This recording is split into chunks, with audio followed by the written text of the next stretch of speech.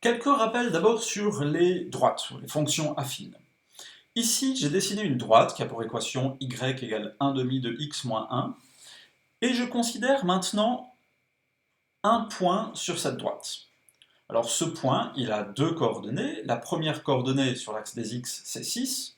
La deuxième coordonnée sur l'axe y, c'est 2. Donc les coordonnées de ce point, c'est 6, 2. Maintenant, comme ce point est sur la droite, qu'est-ce que ça veut dire? Ça veut dire que dans l'équation que j'ai en rouge, je peux remplacer le x par 6 et remplacer le y par 2, et l'équation doit être vérifiée. Je peux faire le calcul, 1 demi de 6, ça fait 3, 3 moins 1, ça fait 2, donc l'égalité est bien juste. Alors on dit que le couple 6,2 est une solution de l'équation en rouge. Puis ça marche pour n'importe quel point qui est sur la droite rouge. Je prends par exemple cet autre point ici, ses coordonnées c'est 0, moins 1, donc je peux remplacer le x par 0 et le y par moins 1, et de nouveau, 1 demi de 0 ça fait 0, 0 moins 1 ça fait moins 1 égale moins 1, donc l'égalité est bien juste. On fait encore un autre exemple. Ce point-là, qui a pour coordonnées moins 2, je peux remplacer le x par moins 2 et le y par moins 2, et l'équation est de nouveau vérifiée. Donc tous ces coordonnées de points qui sont sur la droite sont des solutions de l'équation en rouge. Bien, considérons maintenant la situation suivante. Ici, j'ai deux droites. Et la question que je me pose, c'est à quel point est-ce qu'elles se croisent? Quelle est l'intersection des deux droites? Alors évidemment, sur ce graphe, ça se voit, mais ce qu'on va voir, nous, c'est comment faire pour trouver la réponse de manière algébrique. Ce qu'on peut dire déjà, c'est que ce point, il a évidemment deux coordonnées. La première coordonnée qu'on va appeler x, et la deuxième coordonnée qu'on va appeler y. Et puis, comme le point il est sur la droite rouge, ça veut dire que ces coordonnées sont une solution de l'équation qui est en rouge. Mais comme le point il est aussi sur la droite bleue, ça veut dire que ces mêmes coordonnées sont aussi une solution de l'équation qui est en bleu. Alors, comment est-ce que je peux faire pour trouver ces coordonnées? Ce que je vais faire, c'est que je vais mettre ces deux équations l'une à côté de l'autre, et je vais en faire un système d'équations. Et puis une fois que j'aurai résolu ce système d'équations, j'aurai trouvé les coordonnées du point qui m'intéresse. Alors regardons comment on résout ce système d'équations, comme un système d'équations habituel en fait. Je vais commencer peut-être par enlever les fractions, donc je vais multiplier la première ligne par 2, la deuxième ligne je vais la multiplier par 3, et puis comme ça, juste pour enlever les fractions. Alors qu'est-ce que ça me donne? Ça va me donner un nouveau système où la première ligne ce sera 2y égale x moins 2, et la deuxième ligne sera 3 fois y, ça fait 3y, 3 fois moins 1 tiers de x, ça fait moins x, et 3 fois 7 tiers, ça fait 7. Puis maintenant, de nouveau, toujours pour écrire mon système d'équations dans l'ordre dans lequel on l'écrit habituellement, je vais faire passer les x à gauche. Alors pour la première ligne, il faut que je fasse moins x, et puis pour la deuxième ligne, il faut que je fasse plus x pour faire passer le x à gauche.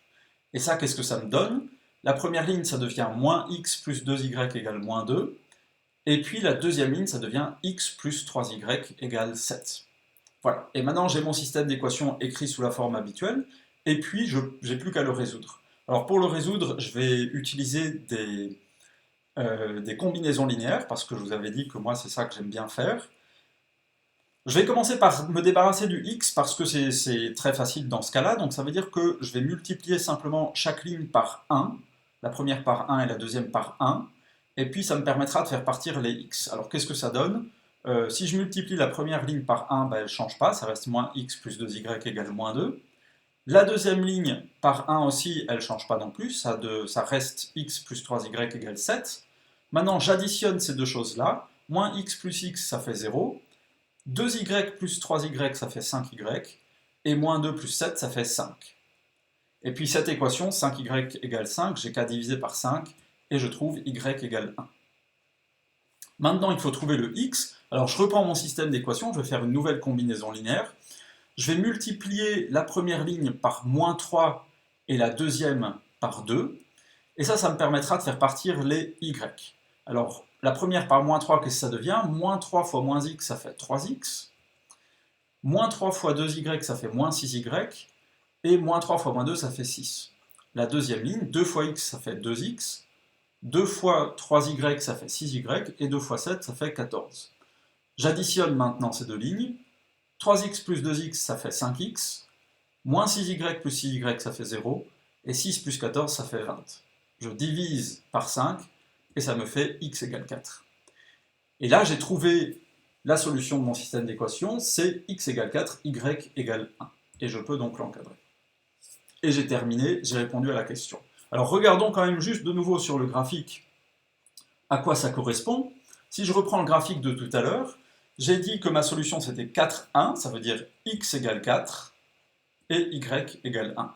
Et si je regarde, on voit que ça correspond bien aux coordonnées de mon point bleu, 4, 1.